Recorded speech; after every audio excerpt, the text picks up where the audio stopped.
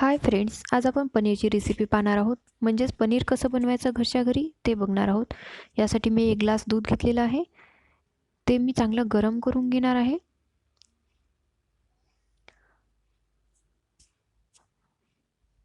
दुधाला चांगलं गरम करून घ्यायचं आहे.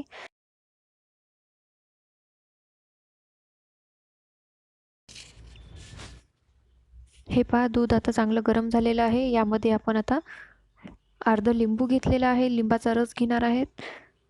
तो आपल्याला यामध्ये पिळून घ्यायचा आहे.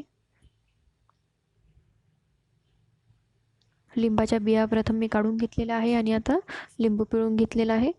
याला सतत हलवत राहायचं आहे, म्हणजे दूध चांगल्या प्रकारे फाटेल, म्हणजेच त्याचं पनीर तयार करता येईल आपल्याला. जर लिंबाचा रस कमी पडला तर तुम्ही अजून घालावा.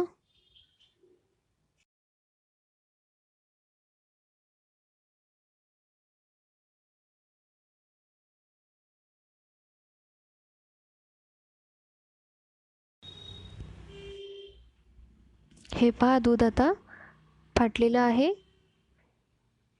तुम्ही पाहू शकता. याला थोडीशी अजून उकळी काढायची आहे. हे पहा, आपलं आता पनीर तयार करायची वेळ आलेली आहे, म्हणजेच आपलं दूध पूर्ण तयार झालेलं आहे. मी आता गॅस बंद करते. हे व्यवस्थित झालेलं आहे. आता आपण गॅस बंद करून हे एका चाळणीमध्ये चाळून घेणार आहोत, जेणेकरून त्यातलं पनीर आणि पाणी जे आहे ते वेगवेगळं निघून जाईल. हे मी थोडंसं दुधाचं करून दाखवत आहे. 1 ग्लास दुधाचं तुम्ही याच्यासाठी अर्धा लिटर दूध किंवा 1 लिटर दूध अशा प्रकारे करू शकता. हे 1 ग्लासचं असल्यामुळे कमीत कमी पनीर तयार होणार आहे. आता हे या चाळणीत अजून थंड पाणी टाकून आपल्याला ते व्यवस्थित धुवून घ्यायचं आहे, जेणेकरून त्याचा लेमनचा जो वास आहे, सुगंध आहे, स्वाद आहे तो निघून जाईल. याला व्यवस्थित 2 पाण्याने धुवून घेतलेलं आहे मी.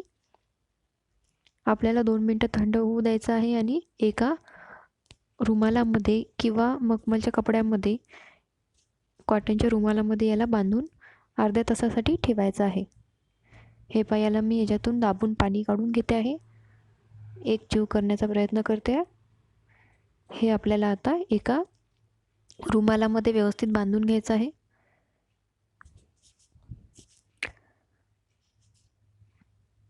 एक कॉटनचा रुमाल घेऊन त्यामध्ये तुम्ही अशा प्रकारे पनीर थापून एक व्यवस्थित असं लावून घेऊ शकता आणि याला आपण अर्धा तास तसंच ठेवणार आहोत.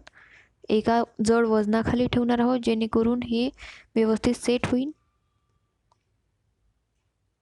मी हे असंच अर्धा तास ठेवणार आहे.